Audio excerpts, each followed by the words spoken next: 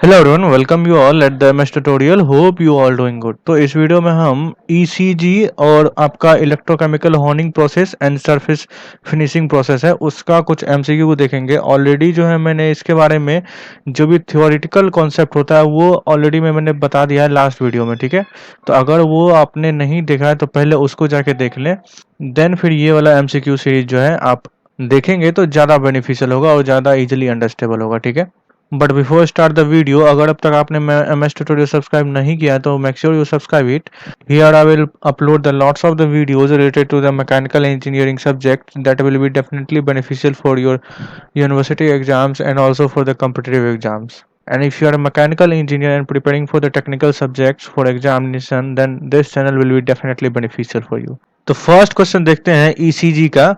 यहाँ पे मैं गलती से ईसीएम लिख दिया, वो ईसीएम का ही एमसीक्यू का पीडीएफ बना रहा था तो जल्दी जल्दी में मैंने यही पे लिख दिया। बट यहाँ पे जो भी क्वेश्चन हम देखेंगे वो ईसीएम का होगा और उसके बाद होनिंग प्रोसेस का होगा और कुछ सरफेस फिनिशिंग का। ओके, फर्स्ट क्वेश्चन देखेंगे। फर्स्ट क्वेश्चन हमें पूछा गया grinding will use in the ECG process. तो ईसीजी प्रोसेस में होता है ग्राइंडिंग। सिंपल ये होता है कि जैसे ये आपका वर्क पीस है, ओके, इसमें आपको होल करना है तो यहाँ पे जो होल करने के लिए टूल होता है वो एक ग्राइंडिंग व्हील होता है, एब्रेसिव, जिसके चारों ओर लगा रहता है, ठीक है। इसके चारों ओर एब्रेसिव लगा रहता है।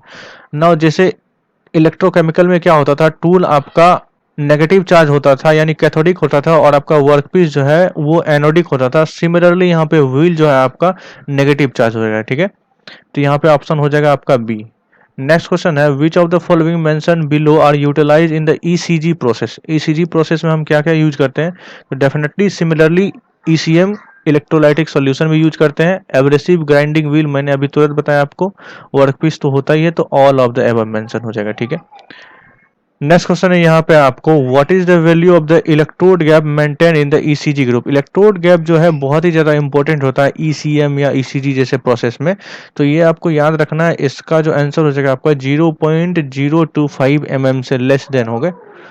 ये सिंपल आपको याद ही रखना पड़ेगा, इसमें कोई लॉजिक एंड ऑल नहीं है। उसके बाद देखते हैं what is the value of the grit number. अब देखो ग्रिट नंबर क्या होता है, जैसे आप मैंने यहाँ पे बताया कि एक एब्रेसिव का व्हील होता है और इसके चारों ओर एब्रेसिव से लगे जाते हैं। तो ये जो एब्रेसिव है इसी को ग्रिट बोलते हैं, ठीक है। तो इसका नंबर जो होता है ऑलमोस्ट व्हील के साइज के अकॉर्डिंग 60 से लेके 320 तक होता है, ओके। नेक्स्ट क्वेश्चन देखते हैं which of the following electrolytes are use for the machining process in ECG. तो ईसीएम में मैंने बताया था कि सबसे ज्यादा जो एग्जामिनेशन में पूछा जाता है सोडियम नाइट्रेट के रहता है, ठीक है। तो ये आंख कान मूंद गया, अगर कहीं पे आपको ऑप्शन में दिखे तो इसी को मारो। ईसीजी में भी सेम ही चीज होगा, बेसिक फंडामेंटल दोनों का सेम होता है। तो ऑप्शन नंबर आपका हो जाएगा ए।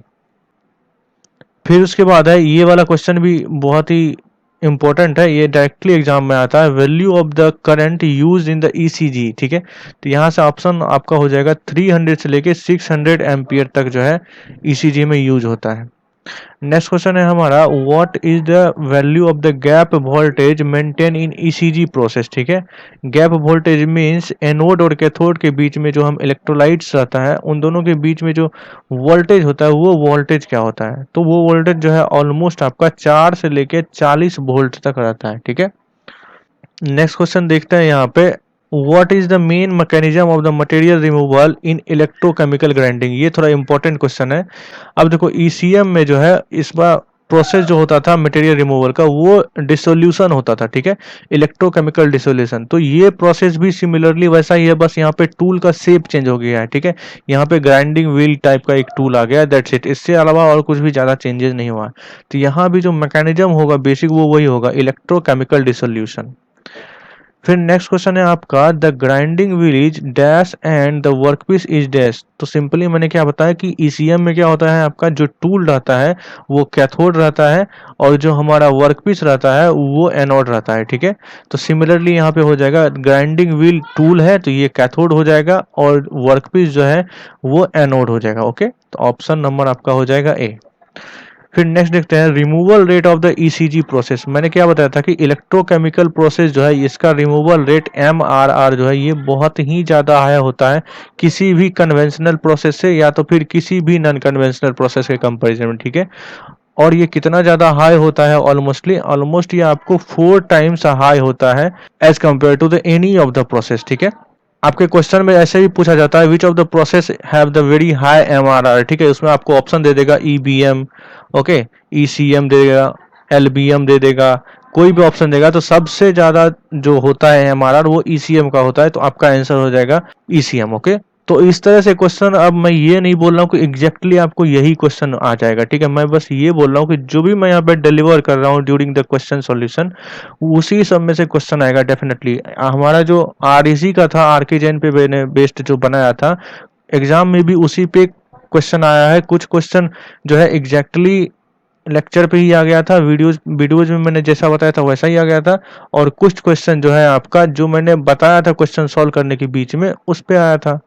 सो आगे के एग्जाम में भी ऐसा ही आएगा। ओके, नेक्स्ट देखते हैं, what are the volumetric removal rate that are obtained in the ECG. Volumetric removal rate का मतलब यहाँ पे जो है एमआरआर के पूछा है। ठीक है, तो वो हो जाएगा आपका आंसर 1600 mm³ पर मिनट। ठीक है, अब ये सिंपल आपको याद रखना पड़ेगा। फिर नेक्स्ट क्वेश्चन देखते हैं, ECG is a hybrid machining process of which material removal mechanism below। ये इंपॉर्टेंट क्वेश्चन है। देखो, ये जो है एक हाइब्रिड मशीनिंग प्रोसेस है। ठीक है, हाइब्रिड का मतलब ये है कि इसमें दो टाइप का मशीनिंग प्रोसेस होता है, दो टाइप का मैकेनिज्म होता है मशीनिंग होने का। ठीक है, पहला तो आपका मैकेनिकल एब्रेशन होता है और दूसरा आपका इलेक्ट्रोकेमिकल डिसोल्यूशन होता है। ओके, पहले जो है फैराडेज लॉ ऑफ इलेक्ट्रोलाइट के बेस्ड पे इलेक्ट्रोकेमिकल डिसोल्यूशन होता है। मैक्सिमम जो मशीनिंग होता है वो इससे होता है, और थोड़ा बहुत जो है जब हम फोर्स लगाते हैं उस ग्राइंडिंग व्हील पे घुमाने में, तो वहाँ पे जो एब्रेशन होता है आपका ग्रिट और वर्कपीस के बीच में, वहाँ पे मैकेनिकल एब्रेशन होता है, तो उसके वजह से होता है। ठीक है, तो यहाँ पे ऑप्शन जो है आपका सी हो जाएगा। फिर नेक्स्ट क्वेश्चन है, the tolerance value in the ECG depend on the following factor.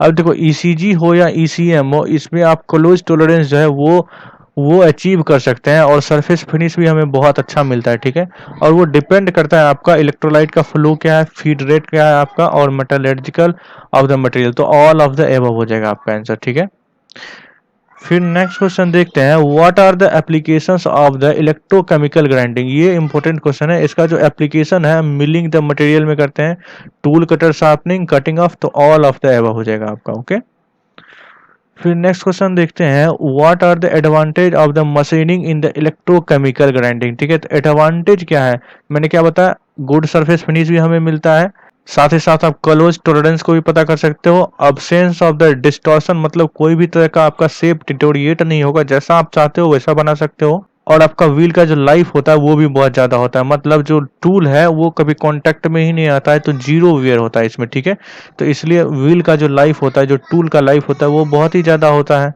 तो ये ऑप्शन आ जाएगा आपका डी। अब नेक्स्ट क्वेश्चन देखते हैं, which of the following are the disadvantage. क्या है डिसएडवांटेज, इसका सबसे बड़ा ये है कि ये हाई कैपिटल कॉस्ट है। ठीक है, और इसको करवाने के लिए आपको हाईली स्किल्ड वर्कर का जरूरत पड़ता है, कोई भी न्यू वर्कर ये प्रोसेस नहीं कर सकता है। ठीक है, और साथ ही साथ इसमें जो हम इलेक्ट्रोलाइट्स यूज करते हैं उसके वजह से थोड़ा बहुत चांसेस रहता है कि आपका वर्कपीस के ऊपर कोरोजिव हो जाए। ठीक है, कोरोजन होने लगे। ओके, तो ये सब ऑलमोस्ट यहाँ पे ऑल ऑफ द एबव हो जाएगा जो भी यहाँ पे दिया हुआ है, सारा डिसएडवांटेज। ओके, फिर नेक्स्ट क्वेश्चन देखते हैं, ECH हैज, यहाँ पे ECH का मतलब है इलेक्ट्रोकेमिकल हॉर्निंग। ठीक है, material removal rate than conventional honing और the internal honing cylinder grinding. ठीक है, तो इसका मटेरियल रिमूवल, अब देखो हॉर्निंग का मतलब पहले क्या होता है। हॉर्निंग जो है सिंपल आपका इस तरह का एक शेप का रहता है, इस पे बहुत छोटा छोटा जो है ग्रिट लगा रहता है, एवरेशन। ठीक है, इसका यूज हम कोई भी सिलिंड्रिकल होल जो है, जैसे ये सिलिंड्रिकल होल मान लो है पिस्टन सिलेंडर वाला, तो इसके अंदर का जो इनर डायमीटर है उसको शार्प करने में और उसका सरफेस फिनिश को बेटर करने के लिए यूज किया जाता है होनिंग प्रोसेस। ठीक है, तो नॉर्मल जो होनिंग प्रोसेस होता है उसके कंपैरिजन में हमारा इलेक्ट्रोकेमिकल होनिंग बेस्ट होता है, तो यहाँ पे हो जाएगा आपका हाइयर। ठीक है, इसका जो रेट ऑफ रिमूवल होता है वो अच्छा होता है as compare to normal conventional process of the honing. फिर नेक्स्ट क्वेश्चन देखते हैं, majority of the material is removed in which phase of the ECH। ठीक है, तो मेजोरिटी ऑफ द मटेरियल जो होता है वो आपका इलेक्ट्रोकेमिकल डिसोल्यूशन में ही हो जाता है। ठीक है, और जो बचा खुचा है वो टूल का जो फोर्स लग रहा है, टूल पे जो हम फोर्स लगा रहे हैं उसके वजह से रिमूव होता है। ठीक है, यानी मैकेनिकल एब्रेशन से होता है। ओके, फिर नेक्स्ट क्वेश्चन है which of the mechanism combine to form this hybrid process of the ECS. ECS का मतलब यहाँ पे ये हुआ इलेक्ट्रोकेमिकल सरफेस फिनिशिंग, ठीक है।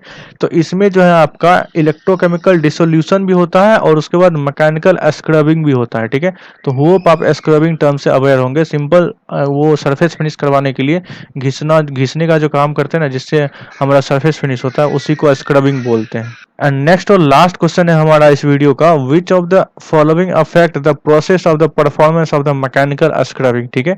तो डेफिनेटली जो हमारा स्टोन होगा जिससे हम स्क्रब करेंगे उसका प्रेशर, उसके बाद जिस फ्रीक्वेंसी से हम ऐसे आगे पीछे करके स्क्रब करेंगे उसका फ्रीक्वेंसी, एंड यस एम्पलीट्यूड पे भी डिपेंड करेगा। ओके, तो ऑल ऑफ द अबव हो जाएगा आपका आंसर। तो ये था आपका ईसीजी, ईसीएस और ईसीएम ओवरऑल जो इसका एमसीक्यू है वो। अब जो है इस पे मैं होगा तो मैं इस पे आपको न्यूमेरिकल करा के बताऊंगा, क्योंकि न्यूमेरिकल का भी चांसेस बहुत ज़्यादा होता है एग्जामिनेशन में आने का, ठीक है। और बहुत बार पूछा भी जाता है। ओके, बट आज के लिए इतना ही रहने देते हैं। अगर ये वीडियो आपको अच्छा लगा और कोई भी डाउट है इसके रिगार्डिंग तो आप कमेंट में मेंशन करें। And for more such videos please subscribe MS tutorial. Okay, thank you so much and good luck.